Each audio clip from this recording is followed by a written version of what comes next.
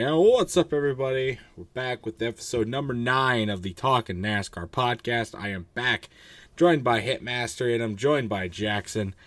Camera not working, so I got the stupid thing going on here on OBS. You guys can see me, the viewers, but Hitmaster and Jackson cannot. So that sucks. But anyway, we got a lot to talk about today.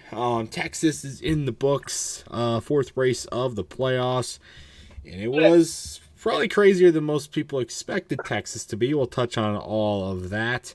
Penalties, some other stuff to talk about.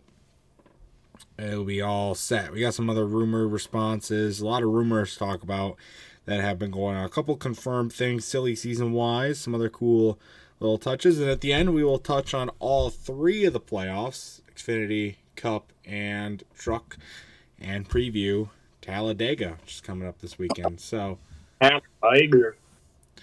let's jump right into it. So like I told you guys before we started, I did not get a chance to watch Texas. I was at the Ren Fair this past Sunday, and so I missed most of the. I actually could have seen the end, but the Big Brother finale was on Sunday, so I didn't see any of the race. But I heard it was crazy. I heard it was crazy though.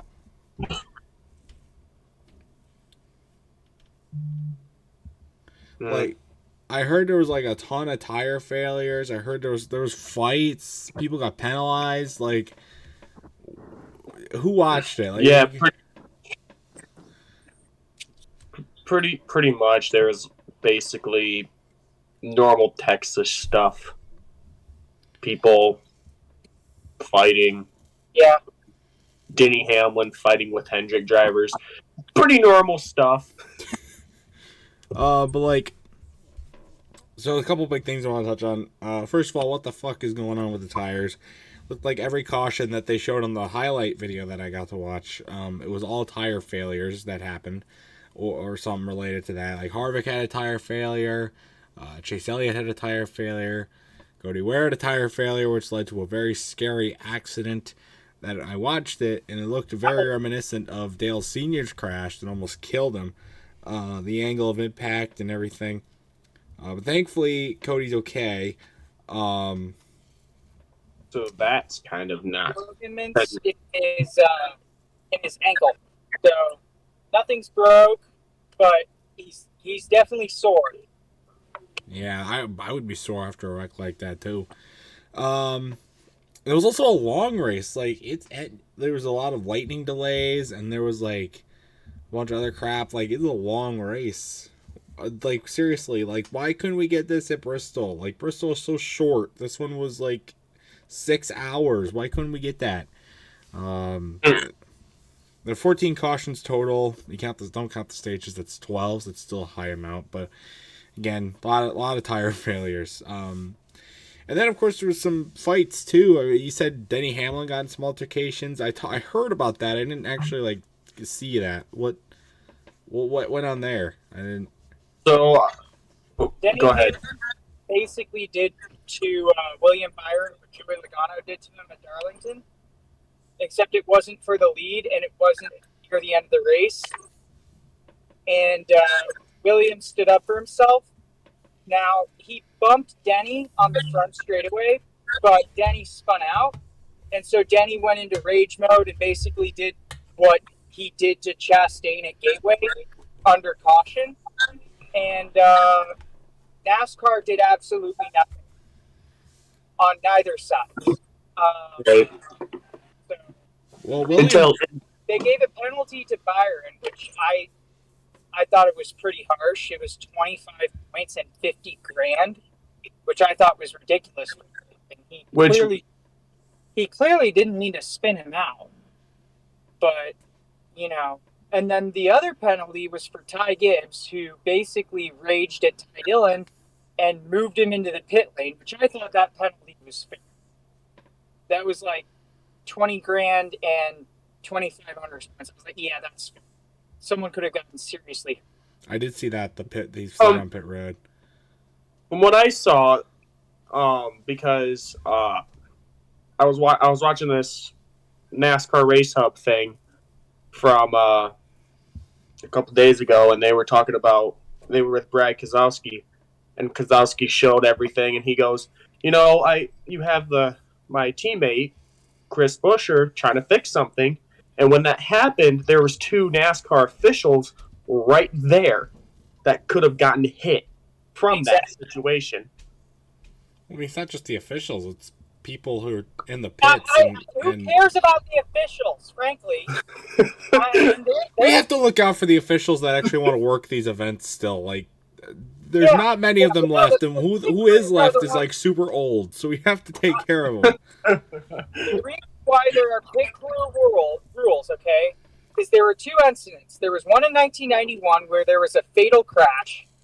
Okay, that's the reason why pit road speeding is a thing. Okay, because the speed limits. And then in 2001 there was an incident where a guy almost died on pit road, and that's why the pit crews have to wear helmets. So. Yeah, you could go, but prior to that race in 1991, you could go as fast as you wanted on pit road. Now, people were pretty civil about it, surprisingly. They didn't go like 103 in the pits like they do in all-star qualifying, or at least what they used to do. But then, and then there was another incident, like the guy's shoe got split in half by Carl Edwards' car in like 2013 or something. It's nothing to do with any pit road rules. That was just just an accident. So. True.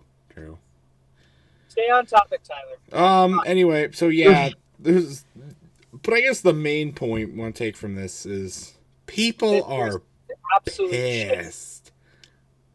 There's this is technically going off of Texas onto another topic because NASCAR did respond to Harvick and Martin Truex Jr.'s rants about safety problems with the cars. But Harvick especially went back to Twitter this week and started doing some more ranting. Dude, he literally just answered like 30 fans' questions.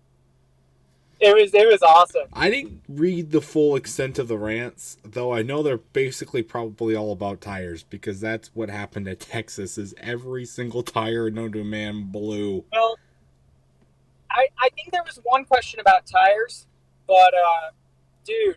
Kyle, I don't remember if it was Kyle or Denny, but like they were someone was asked about Goodyear, like asking if we could get like a new different tire manufacturer like Firestone, who's probably the most reliable tires in racing, or Hoosier, but Hamlin said no way.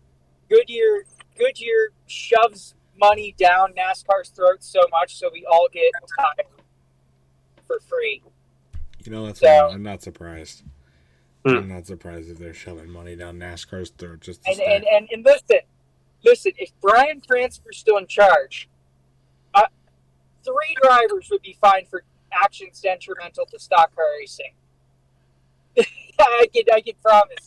He probably would have been 2 because he would have like 4 DUIs. They lost their minds on Twitter. They did. Well, not so much Kyle, but Denny and Harvick were losing it, man. But can you blame them? I mean, the cars are not safe. The tires are blowing out, which makes it hard to really race. It is Texas, so you can't really say that there was going to be anything interesting to start with. But you know what? I don't really blame Goodyear on this one. And I'm not very nice to Goodyear, and I blame Tony Stewart for that. Look up Atlanta 2008 Tony Stewart. Yeah, I know what you're talking about. But anyway, this wasn't really their fault. This was honestly the track for basically taking Atlanta and then making it worse, like old Atlanta, and not old Atlanta, the one that looks like today's Homestead, but like old Atlanta, the one that we raced at last year that was universally loved. And basically, they took that and said, what can we do to it? And they said, how about this? Let's mix Atlanta and Charlotte, and then let's add this sticky stuff that baseball players use to cheat. Well, that resin. Okay, to be fair, pine tar. They put pine tar all on the racetrack, and that means there's only one groove. It doesn't make the racing better. This is the same company that ruined Bristol. The same company that ruined Atlanta. The same company that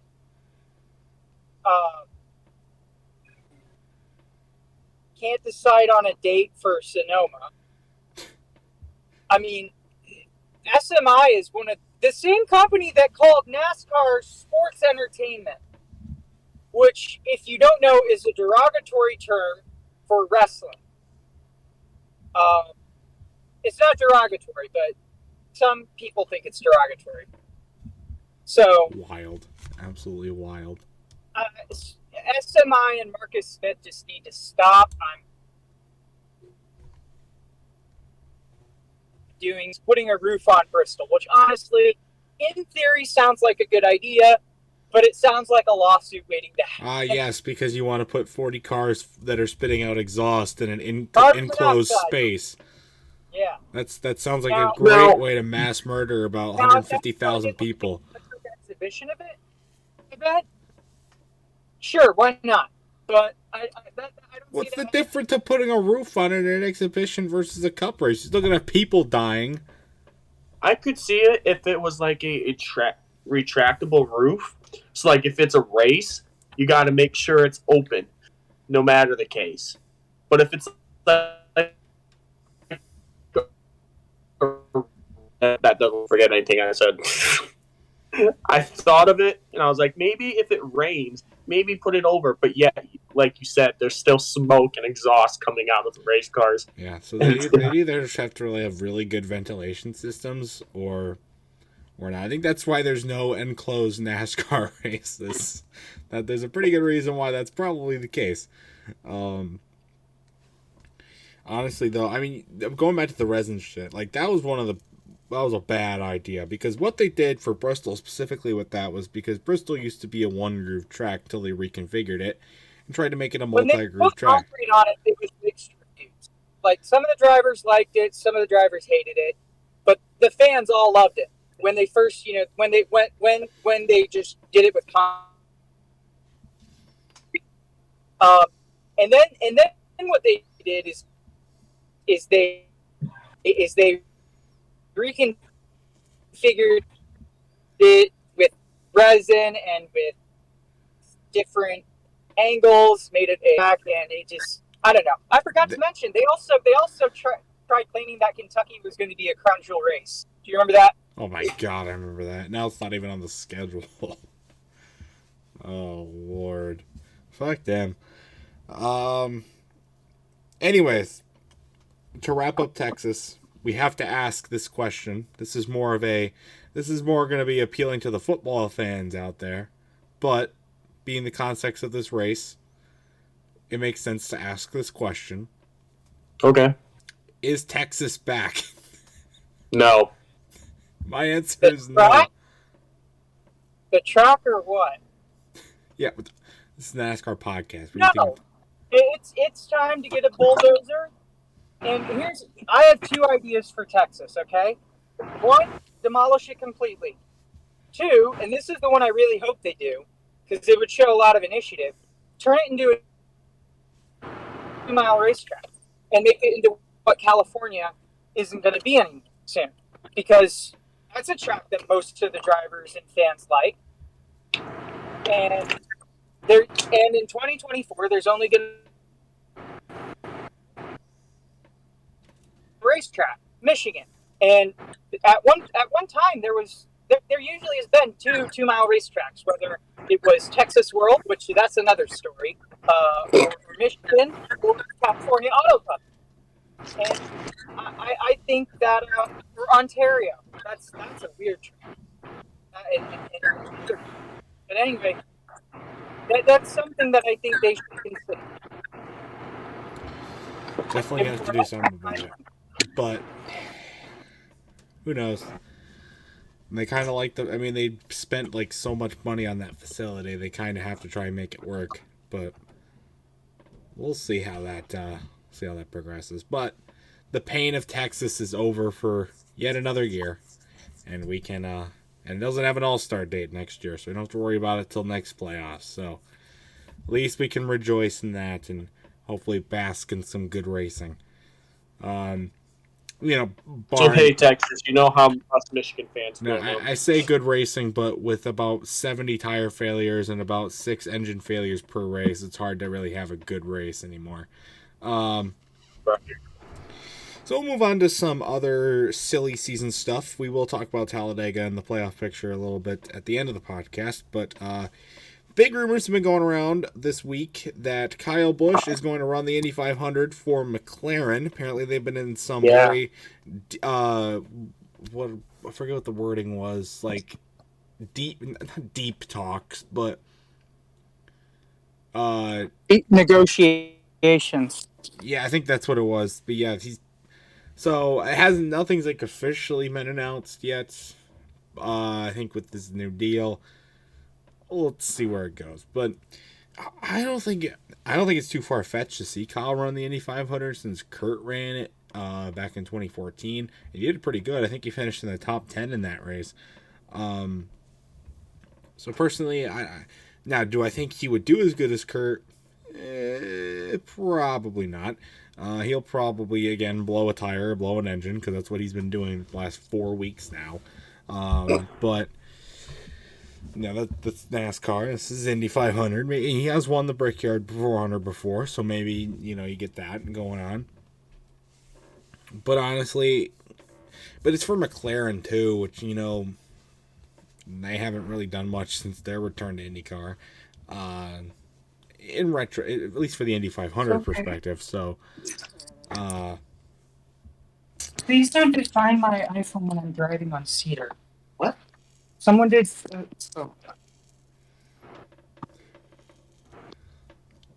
Wild. We'll let Jackson do his thing for a little bit. Meanwhile, I'm going to go on a little mini rant before we get to some more rumors. So there's a NASCAR YouTuber out there. He's a pretty well-known in the NASCAR YouTuber community. His name is the Iceberg, right? And I should like this guy. I should. Keyword is should, because I don't. So if you're Iceberg, if you're watching this, nothing against you personally. I cannot bring myself to watch your videos, which sucks because you have some really good video ideas. Monday Night NASCAR, like who else would have came up with that? And he comes up with all these cool like lists and rankings and like these statistical videos and stuff like that. They're all right up my alley. I should really enjoy him. The thing is, though, his voice and the way he speaks is... He comes up with... He's like he's too bold. You know what I'm saying? Yeah. He come up with like... He's like... But this is not the logistical way to look at it. We're going to look at it in a completely... I can't even say his voice. Jared, if you're watching, that's what I think. I don't know where I was going with that. I don't know.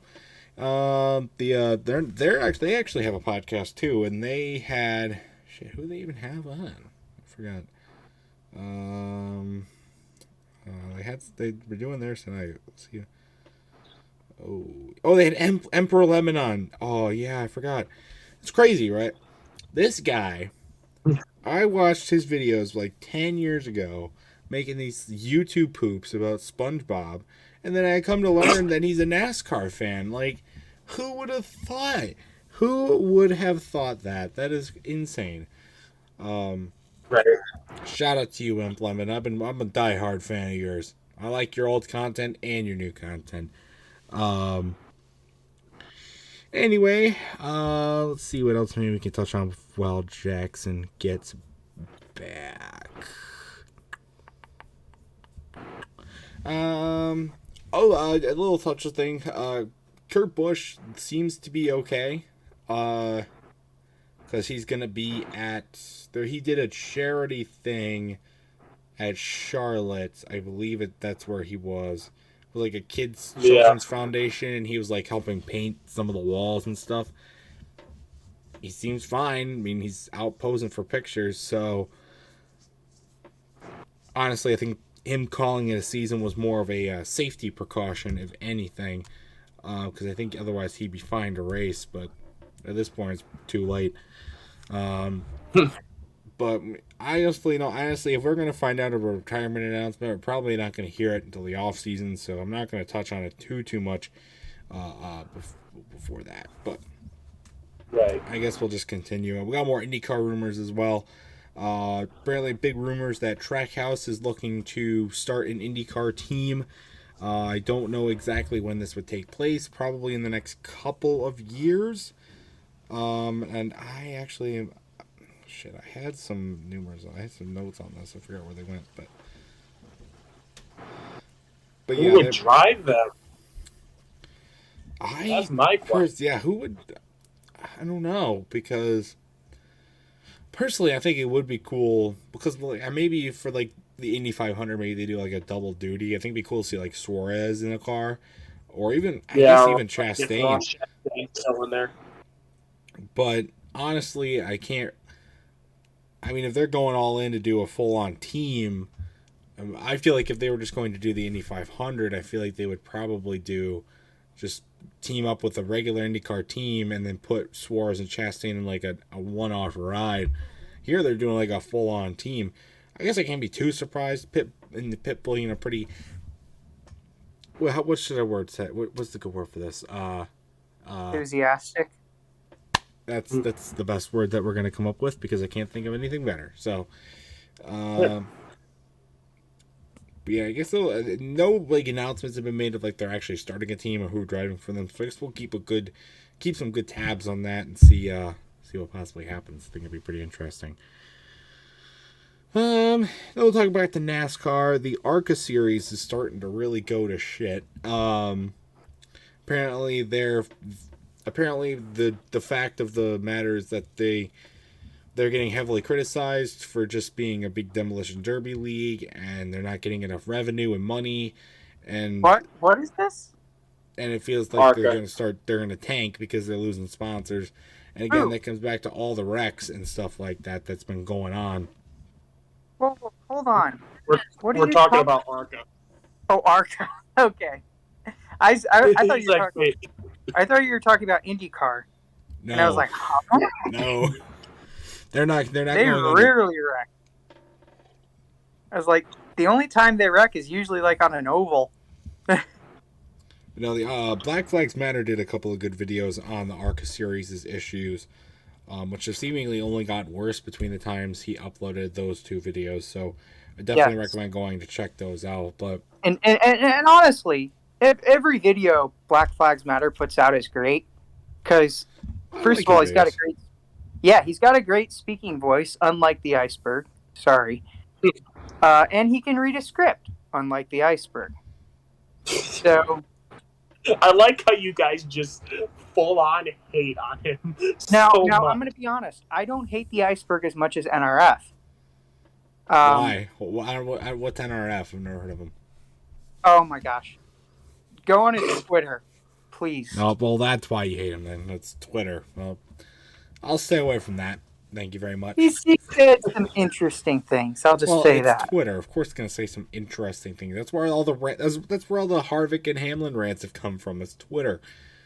So of course it's of course where they're going to go. I don't really have any like. I like all the other NASCAR YouTubers I watch. Eric's obviously awesome. Danny B's good, but his voice is a little annoying. Yeah, he's all right. He does more IndyCar content. Is that who I'm thinking about? He does more IndyCar. Maybe not. Maybe I'm thinking about the wrong guy. Who? David Land? Oh, David Land's the IndyCar guy, not Danny B. Danny B's the guy that has that really heavy Southern accent. Yeah. Okay. From Nashville. And then Slapshoes is based. I like Slapshoes. He's also got some good ideas. I think he might be like the most subscribed. Because every video he puts out, it goes viral. I thought Eric was the most subscribed. Or at least like 500. I am subscribed to... I can't think of that one guy's channel. His name's like Gary something. Gary.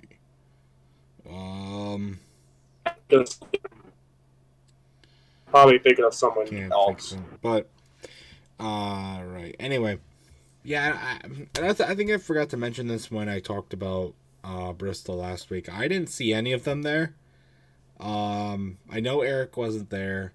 He's going to be there at Talladega this weekend as a booth and everything. That pisses me off. Jared wasn't there. The Iceberg wasn't there. I didn't see anything from Black Flags Matter. I didn't see anything from anybody else, really. Which sucks. I thought they'd be there, but because, big Bristol night race, but oh well. Maybe Dak next time. Shepard and Kristen Bell were there. I can't be surprised that Dak Shepard was at Bristol. He's awesome. All right. Anyway, so we talked about the ARCA series. Let's move on to another team that's getting some expansion going on. Junior Motorsports, heavily rumored to start a Cup team soon. Oh, and also another thing about Junior Motorsports. So Dale Jr. was asked on the Dale Jr. download if he could create a 5th team full-time and put a driver in that seat to someone who he thought was deserving, who would he give it to? He said Kyle Weatherman because of what he's done in that 34 car in the Xfinity Series. And if you don't know, that 34 car is the Jesse Iwuji Emmett Smith car, and Iwuji is horrible in it.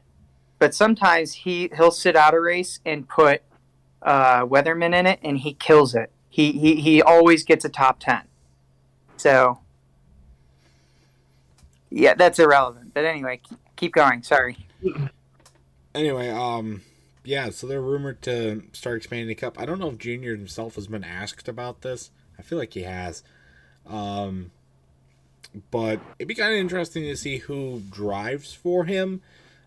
Seeing that most of his Xfinity prospects are getting filtered towards some other lower, like Chevy teams or Hendrick. So I could see Josh Berry. Yeah, I think Josh. They're like because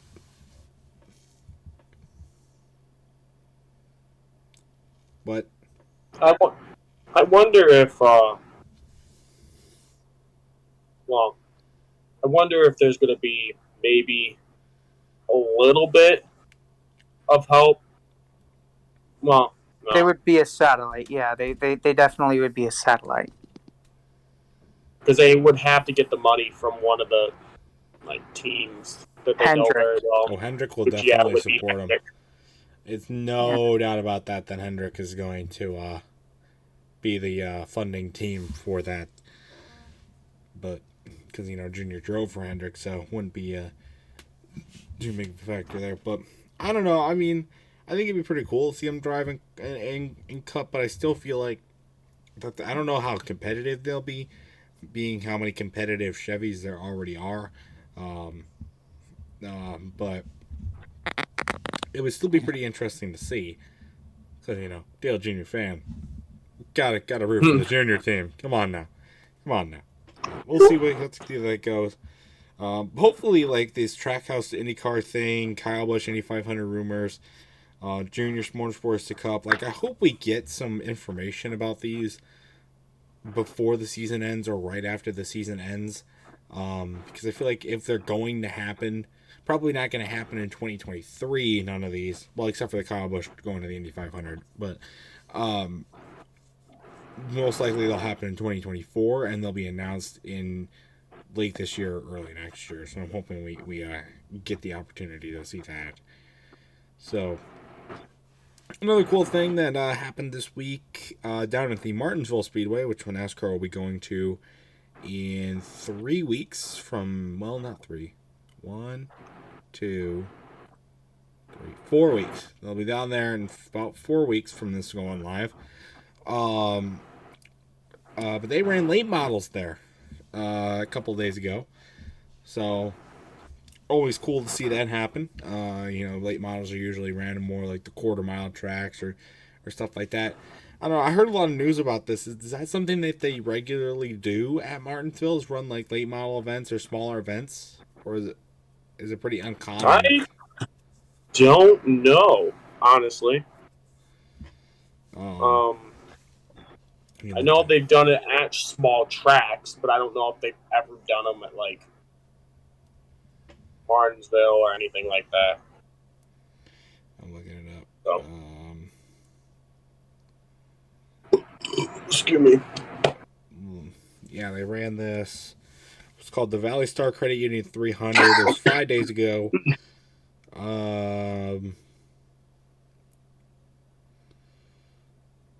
It's on their website.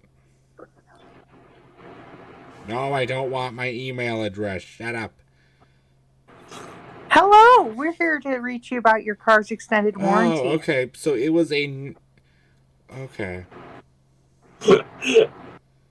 So it was like a... I think there was the late models were all ran by like NASCAR prospects and stuff, like part of like a NASCAR sanctioned program. It was the NASCAR Wellen All-American Series. Or, no, the NASCAR Weekly Series, excuse me. What is that? So that's their late model series. Oh, okay. Well, that's interesting. It's a touring series. It's not like a... It's like a step below ARCA. I feel like that would be a step up from ARCA, because ARCA all you do is crash. Yeah. It's for a lot of the teenagers, and the champion was crowned actually, and it's actually Scott Riggs' son.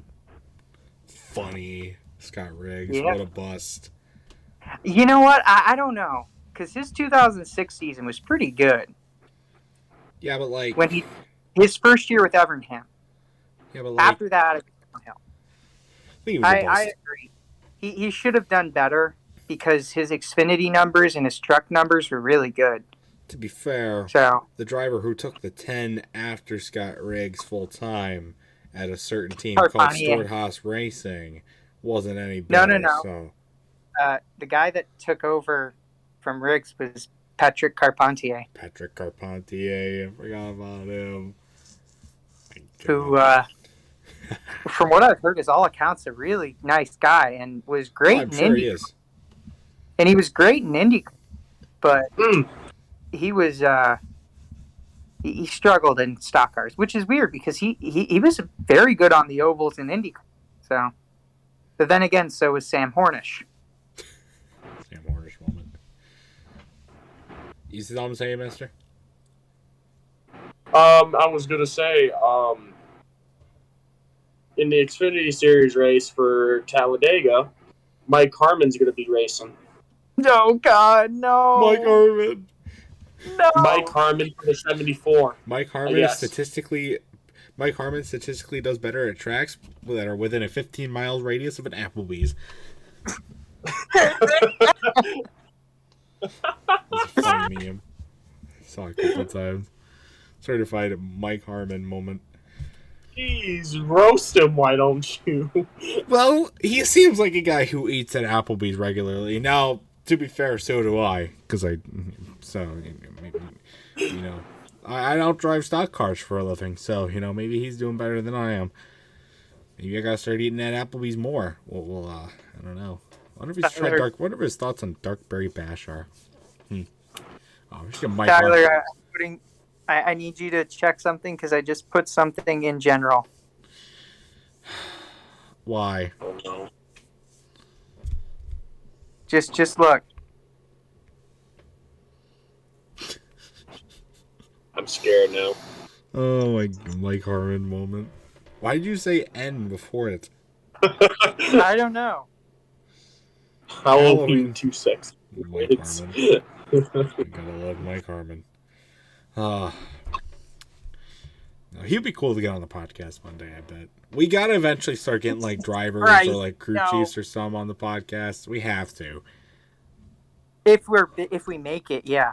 The person I think I want the most, that I think would be willing, that is probably the most successful, if it's big, would be Mark Martin, because he's been known to be on several podcasts. I want to go to Mark Martin's museum. Shop, in Arkansas.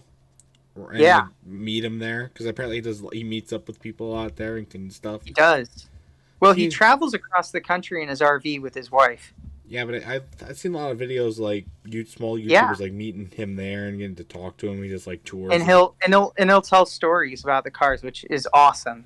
Mark Martin seems like a really cool guy to meet in person. He is one of the only drivers in NASCAR history who is universally respected by his peers. That's a hard thing to come by. Yeah, like him and maybe Jeff Burton. Oh, not Jeff Burton. Come on. You're talking to a guy who does not respect Jeff Burton. I said his peers. Oh, okay. I don't know. I think that's by a corporate agreement that you cannot talk about the announcers badly. Oh, well, I don't know. Maybe another one that another guy that's probably universally respected by the garage would be like Benny Parsons. There. Richard Petty's probably very universally liked too. Yeah.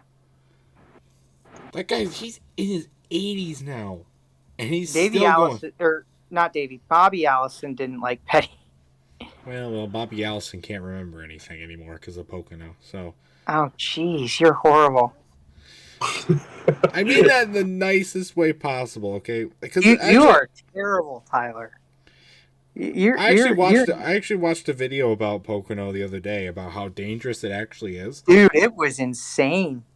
And the reason was it was so flat, and they expected it to be banked, so they would go faster. Did they actually change the banking, or has it always been the same? It's always been the same. Those corners have been the same since it first opened. I mean, that's turn one. When you think of Pocono, right? One Trenton, turn 1 Indianapolis, turn 2 Trenton, which doesn't exist anymore. Turn 3 Milwaukee. Trenton in New Jersey. That was one of the most dangerous tracks. That's the tunnel turn. Huh. And one of the most dangerous tracks in America. It had a weird shape. It doesn't exist anymore. But turn 1 was copied after Indy. Turn 3 was copied after Milwaukee Mile. So at Trenton? Trenton. I'll send a picture of it. Huh. I feel like that's a retro track on NASCAR Thunder 2004. Yeah. I'm trying to think. Is Trenton the one that looks like well, it doesn't look like, but it's kind of like Pocono. No. So it's not like a triangle. Like, okay, so think Phoenix. All right. But instead of the dog leg going out, it goes out. Oh. It's 5 turns. 5 I guess. I don't even put in general. So oh my god, that you can't see anything. Yeah. What is that? See how it's dangerous? We'll get a good look up at that. That's Trenton Speedway right there, courtesy of the Discord. Oh my god. My question is... and I'm going to tell you all the deaths. At Trenton or Pocono? At Trenton. Oh boy. How many people have died at Trenton? There's another track that I know is a retro track on NASCAR Thunder 2004. It's probably on NR 2003 too, but I haven't downloaded that mod pack yet. But it's Nazareth Speedway in Pennsylvania. Well, that's literally a clone of Phoenix. Is it? They closed the track because of noise complaints. Oh, that's sad. And also because of its close proximity to Pocono. Wasn't there a track that NASCAR went to that basically Disney World made or something like that? Yeah, on Disney World Speedway. Yep, they raced Busch. That was also similar to Phoenix. That's what I was trying to think of. I was like, is that the one you're talking about? But it doesn't look like a triangle, and I was like, oh. Well. It does kind of look like a mini Pocono, but it drove like Phoenix, and it had a lake, Mickey Mouse lake in it. Yeah, it doesn't exist. Oh, I am good with NASCAR. It's another cool track that's like they used to race at, but they don't anymore. It's like an air-based speedway. Oh yeah, That's another great Ontario. slap shoes project right there. Was that? Can't even think of the other ones. Because I mean, I could talk about The Rock. I mean, like everybody knows about The Rock. bring the Rock back. They're gonna bring it back. They're gonna bring it back. It has to happen at this point. They brought North Wilkesboro back. They got to bring The Rock back. And Jackson's gone. Let me just change my thing there. There we go. We'll see if he returns. Probably won't, but maybe he will. Cool. Conclusion is Pocono and Trenton Speedway are deadly. One of them suffered a fateful death. One of them has not yet. All right. Anyway, back to topics. Let's see here. Where were we? I got a couple others. So confirmed, Noah Gragson will be in the 42 car next year. For Petty, so that's pretty interesting. Brings up the question of two things: what's going to happen to Ty Dillon, and also who's going to take the 16 car next year at wherever he races, colleague. Because right now he shares that ride with AJ Allmendinger. Highly doubt Allmendinger is going to run full time in the 16 next year. So, especially if his fire suit cooling system keeps breaking. So it'll be kind of interesting to see what happens there, because obviously we know what's happening with Ty Gibbs and Tyler Reddick and everything like that, and Kyle Busch, and we know what's going on. Speaking of Tyler Reddick, he did win Texas. How did we not talk about this? He did fucking win, didn't he? So he gets eliminated at Bristol. And then he goes, you know what? Let's keep the streak of no playoff winners winning at these tracks. Let me help you guys out. We put a little asterisk because he was in the playoffs and then not anymore. So he could have made it to the round of 8 if had he not wrecked at Bristol, he would have been in the round of 8 now. So that's a pretty interesting little predicament there. Every little thing matters. I think I said I had Harvick winning that race, and Harvick was doing okay. Nobody had Reddick. Nobody had Reddick winning in our little pool thing. At least we hope not. Because otherwise somebody gets a point for the first time. No, nobody did. Somebody does have Tyler Reddick winning next week, though. Talladega, that's Brian. Has a week early on that prediction, Brian, if you're watching this, but you're probably not. Technically, anything can happen there. That's true. We'll talk about Talladega a little bit later. But speaking of Talladega, Ryan Blaney getting a new crew chief starting at Talladega. I don't remember. I get the name of the crew chief. I don't know exactly why they're changing crew chiefs.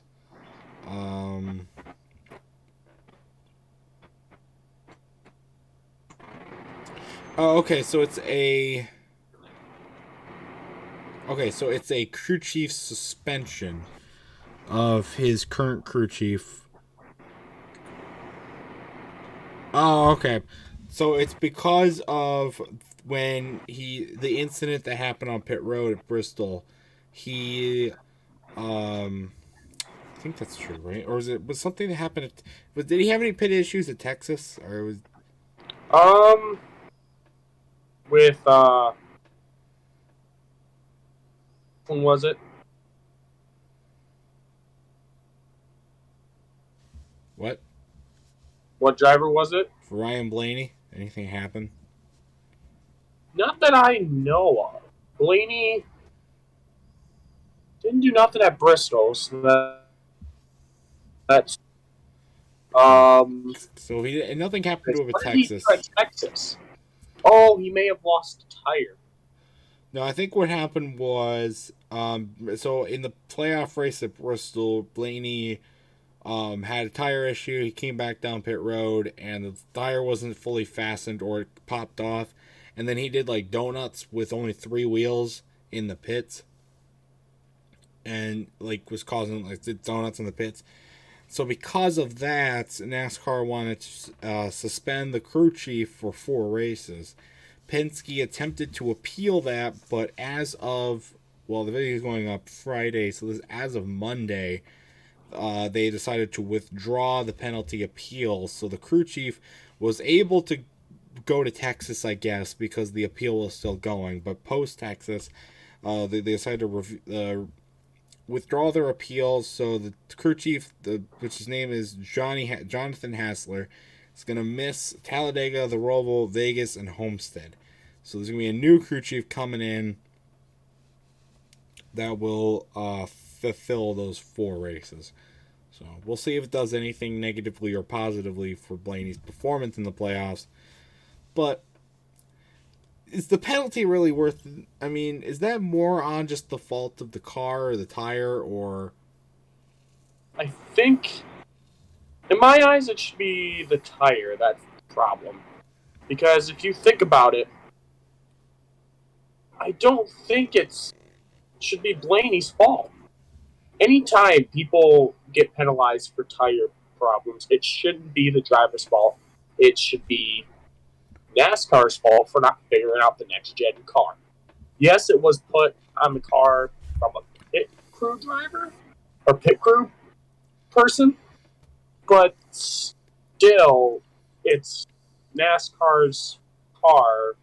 Should be NASCAR's fault. I think the reason why they tried to appeal it is because they argued that the tire was actually fastened correctly by the pit crew guy, but it still popped off due to mechanical issues with the car, which I guess isn't inherently NASCAR's fault or Goodyear's fault, but it doesn't really put enough of a legitimate blame on Blaney and his crew for that problem. So I do think the penalty is a little harsh, especially for the crew chief, but I don't know. They have been pretty harsh with like tires getting loose on pit road and tires getting loose on the track and stuff like that this season. So I guess it's not really too much of an inconsistency, just more of a bullcrap piece. And then finally, before we talk about the playoffs in Talladega, Jimmy Johnson retiring from full-time racing competition. He will, again, the IndyCar season ended a couple weeks ago, but Jimmy Johnson, no more full-time IndyCar action after only 2 seasons. He is retiring. He is going to do bucket list races, though. One of those, I believe, is rumored that he is going to do the 24 Hours of Le Mans at Daytona with Jeff Gordon this January. That is unconfirmed at the moment. I am going to look up. I don't know if there's any others that he confirmed he's going to run. I don't believe so, because he did say he was only doing bucket list events. He is 47, so it's pretty crazy how long he's been going. Yeah, it says after running all of 2022 in IndyCar, he announced this was Monday. He made this announcement. He's retiring from full-time racing and will scale back to racing part-time to focus on his family. He said he will now focus on racing in no more than 10 bucket list events. Plans which he made clear, speaking to reporters, which was back on Tuesday. Cannot say. So it looks like, okay. So Johnson said he will focus on major events across sports cars, open wheel cars, and stock cars, with an eye towards attempting to become the latest driver to compete in the Indy Charlotte double by competing in the Indy 500, going 600 on the same day. So that would be interesting. Make a one-off return to NASCAR and do the double. Which honestly I think is what he should have done to start with. I think him going to IndyCar was a really bad move for his image in the racing world. 1, he stuck around in NASCAR way too long, and 2, goes to IndyCar and completely does absolute jack all shit for 2 years. And now he's gonna finally start doing bucket lists. It would be cool to see him, do something. So this is a quote from Jimmy Johnson himself. When I look at bucket list opportunities, there's Le Mans, the shot at winning the Rolex 24, and then there's the double. Those three are really at the top of the list. Looks like his sponsorship with Carvana is still continuing. And it looks like Johnson is a prime candidate for the Trackhouse Project 91 program if he decides to do the double and race the 91 for Charlotte.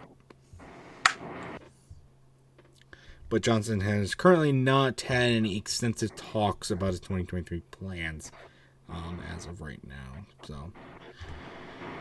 So this is going to be fun. So he actually will be racing at Road Atlanta with Le Mans. I think he has been doing some of those like sport car events so far this season. Road Atlanta? That's what this says. Might be wrong. But CBS usually isn't wrong. It says Road Atlanta. It's a Petite Le Mans track. That's what he'll be racing at least. So. Oh, okay. I thought in my head it was actually at the Atlanta track, and I was like, I didn't know Atlanta had a road course. Look, you can make a road course out of any track as long as the infield's big enough. Let's be real. Except for Bristol. And probably Martinsville, too. And probably Richmond. But other than that, you could probably do it anywhere. But it will be interesting. I would like to see Jimmy do the double, though I don't think he would do that good, especially being away from NASCAR for so long with a new generation car. Jackson's the one that talked about the rumors of him doing the double, doing the Rolex 24 Daytona with Jeff Gordon, and then also possibly running some other bucket list events. Honestly, I think it would be cool if he tried to race Monaco as well, but I don't think that's going to happen. I know a lot of people are going to hate me saying this, but maybe he could try doing Formula One. That Monaco is one race. So like, there's like the big three, the Triple Crown like sporting events there for racing. There's Rolex 24, 8500, and Monaco. That's the F1 event that takes place the same day as the Indy 500. So you couldn't do them all in the same year, but he could do them all over the course. Like he could do that next year, but he could also try the Daytona 500 again. He could if he does get the Project 91 ride, then he could do the 500. He could do the 600. And he could do a few other select events that he might want. Maybe go back and race a race at Dover or Texas again or some tracks that he was really good at when he was full-time in NASCAR. And then maybe run those events again. I personally wouldn't be opposed. I don't think he would have the same success because, he's not in a top Hendrick ride. But it would be cool to see him make a return. But he is 47, so I don't think he's going to be racing as much as his fans probably want him to. But it's pretty interesting that he still is open to racing, but I am glad he's taking more of a turn for his family. Being so old and he gets in a big wreck, especially in the Indy 500, it could have lasting impact. So, but that was, I believe, last topic. As far as who the results from the other races at Texas this weekend, Noah Gragson won his 4th race in a row in the Xfinity Series. I think Tim Richmond. For most playoff, I think, wins. Most playoff wins. Well, I saw this one thing that he won 4 in a row and he tied a legend or something like that. 4 straight. Let me look at that because, I think you're onto something there. Jackson would probably know. Let's see. Let's see. Jackson's here. You could probably tell us, but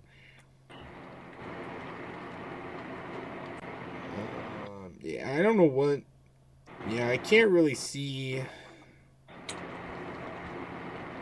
anything about that, but I don't know. I mean, he is leading the points in that regard. So, or Gragson as for the Xfinity Series. Truck did not race this weekend. So their playoffs does not start until next week at Talladega. But I'm going to look up the Xfinity point standings real quick.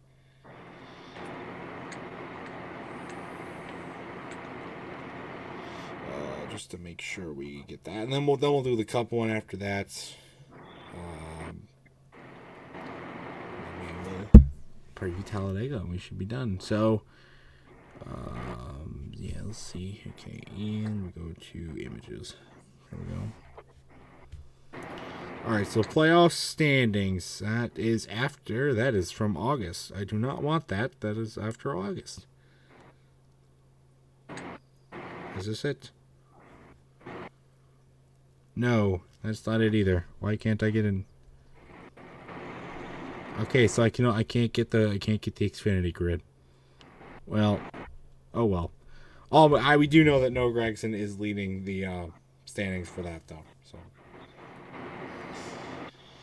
well, we'll pull up the Cup one. Just check it out because it was different post Texas and today are different. They're not the because of the Byron.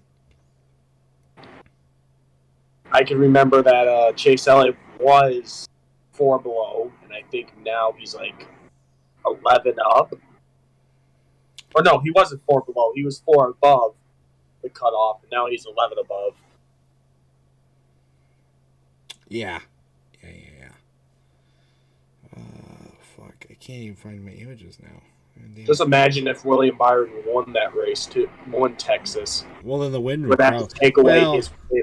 They wouldn't. I don't know if they would have taken away the win, but it definitely would have changed some things up. So that is not it. Nope. I can get the point standings up. If you could do that, that'd be great. Thank you. I can't find it for some reason. I have the NASCAR app, and I can just pop it up. Well, okay. Little mini rant actually here before. So my NASCAR app right on my phone, I have it. But it says you must upgrade to the latest version to continue. So I go to the App Store. Click update. But for some reason, I'm not signed into the iTunes Store. So I put in my password.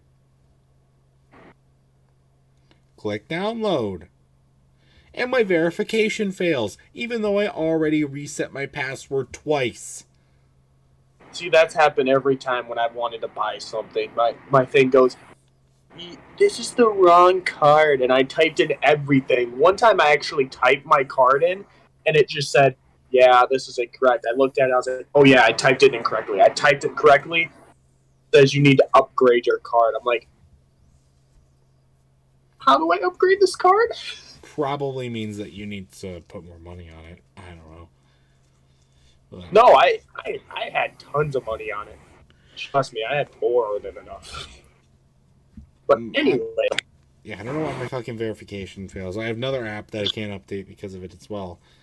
So, and I can't. It's not like I can just delete the app and reinstall it because it would ask for my verification again, and I can't. You know why? It's because my iPhone wants me to sign in with my parents' Apple ID, not my own. And if I do that, then I have to get their permission to verify stuff because they have to enter their password, not mine. Like, why? Just let me update my app, please. So, real quick, let me tell you the okay, yep. manufacturer standings, even though we already know who won. Chevrolet's already won it with 17 wins, by the way. They're 92 points ahead of Ford, so looks like the manufacturer championship will be given to Chevrolet. Surprise. Owner points, right now, Team Penske's in the lead, with Trackhouse in second, third Hendrick, and fourth Joe Gibbs. It's interesting. Of course, Joey Logano being the main person right now. Bro. Oh, you suck. Oh, you steak. So the playoff points for Cup Series, we got Joey Logano leading this points, 37 points ahead of the cutoff. You got Ross Chastain in second, surprising. 25 points ahead. That is surprising. You got Kyle Larson in third, 23 points ahead of the cutoff. Ryan Blaney, 22 points ahead of the cutoff. Then you got Denny Hamster, 15 points ahead. Good name. You got Daniel Suarez, 11 points ahead, tied with Chase Elliott, who is also 11 points ahead of the cutoff. And then you got Chase Briscoe, 7 points ahead of the cutoff. And the people that are cut off right now, this is very interesting because I think before the William Byron penalty, Chase Briscoe was on the cutoff. So now it's Austin Cindric, 7 points behind. William Byron moved from second to 10th in the point standings, -8 points. Christopher Bell in 11th with 25 points behind the cutoff, and Alex Bowman with 26 points behind the cutoff. Basically, if Bell or Bowman get in the wreck this week, they would have to win at the Roval to make it in. See, that's crazy because Bell was the first to lock in his spot into the round, and Bowman also had a very good points from the first round. So you see how the reset works. But yeah. I know specifically, I think Chase Elliott was only like 4 ahead going in before the Byron penalty. Well, now he's like 11 ahead. Well, so let's be honest here. When he goes to the Roval, you might want to watch out for that. Look at the way he knows how to win that track. Has he? Oh my God! If it wasn't for Bristol, I don't think he would have finished the playoff race so far this year. So we'll see what happens there. But definitely the Byron penalty definitely changed a lot because I think Byron is ahead. Oh, yeah. And he's not as behind. Put Briscoe in. But quite honestly, with the next race that's coming up, it really does not matter what a couple points here and there. It's Talladega. Everybody's gonna crash. Everybody's gonna flip. The playoffs changes are gonna change dramatically. I mean, especially one wrong move. I typed this in the NASCAR Discord earlier in the week, but I'm like, if Kyle Busch takes the lead, look out because he's gonna blow a tire or blow an engine and take out the whole field, and just cause absolute mayhem the entire race. And it's going to be the thing. Like, that's what most of these races have been marred by, all in the playoffs. All these tire failures, engine failures. We haven't seen the super speedway races really be affected by that, surprisingly. We saw the 500 be affected by tire issues, but that was mostly after the spin anyways. So hopefully Talladega isn't affected too much. Because quite honestly, I just want to see a good race. I'll actually get to see some of it this week. I will have to work for the first part, but I'll be able to see most of it. Why is it starting? That's the thing. They're starting it at 2 when they're an hour behind the East Coast, so in Central Time Zone, but they start an hour earlier than they normally do. Doesn't make any sense to me, but oh well.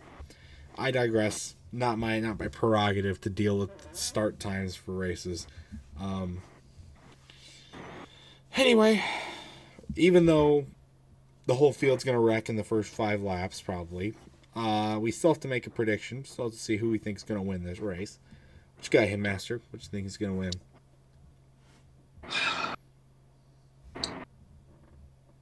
Michael McDowell. Funny enough, I also picked Michael McDowell this week.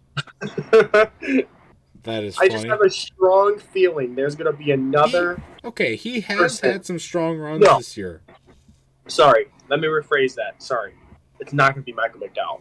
I actually think this time there's going to be no Chase Elliott blocking him. There's going to be nobody to ruin it. Corey LaJoie gets his first win. Corey LaJoie. What a win that would be if Corey What the hell? I'm back. I don't know what. I think I hit a button. Okay, anyway. That freaked me out. I thought I died for a second. But, so Brian's got Tyler Reddick, week behind. Probably not going to win. Then Jackson has Ross Chastain. Or no, I have Ross Chastain. Fuck, Jackson has Mike McDowell. Okay. And then my dad has Ryan Blaney, which is honestly not a bad pick. But again, depends on his crew chief situation. What will happen in the pits for that. So, should be an interesting race. Again, just pray to God it's not marred by a ton of tire failures and other bullcrap like that. But nothing we can really do about that. At the end, we can put Goodyear on the hot seat all they want, but they're not going to be able to fix it this quickly, even if they wanted to, which they probably don't, because they're making a shitload of money from sponsored ideas. So, but unless you had any other lasting topics to talk about, Headmaster, I think we are good to wrap it up this week. You know what? This is going to be I'm going to ask you to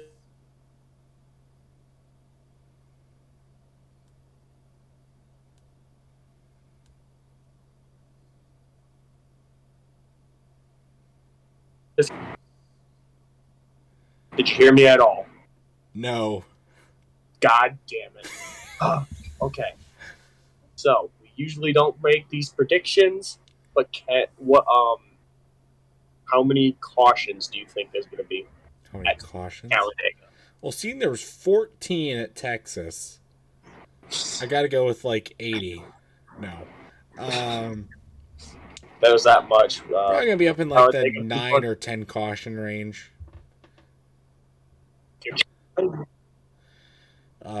What do you think? What do you think it's going to be? I think there's going to be like maybe 10 at least, because I know there's going to be one at least big one. There's probably going to be a very early, like, pretty big wreck, but not like super big. Or the really big wreck's going to happen in the beginning, or it's going to happen at the end, or it's going to happen in both. Or there's going to be like 4 wrecks at the end. And then you got the stages too. And of course, you got to save some for blown engines or tire failures or some other debris, phantom cautions, or a spin. So that's what a lot of current Talladega races have been. It's like 10 caution range. It won't be anywhere like Texas, like we're at the high teen range, but I don't think it's going to be anywhere. It's going to be at least 2, but I don't think it's going to be like in the 4 or 5 range even. So, because you got to fabricate it a little bit. This is NASCAR after all. So, all right. Well, I think that's a good time to wrap it up for this episode of the Talking NASCAR podcast, episode number 9. Maybe for episode 10, Jack can stay for the whole thing. And maybe I can get my camera working. And we'll be all back to normal. We'll recap Talladega. We'll talk about anything else that we hear about or anything as far as next week. And then we'll preview the second cutoff race of the playoffs, which is the Roll. So should be a good one. And I hope you guys can stick around. Thank you to Hitmaster for coming on. Thank you for Jackson coming on for a little bit. And that's going to do it for this episode. So stay tuned for much more amazing content until next week. And until then, we will see you guys later. Yeah, bye.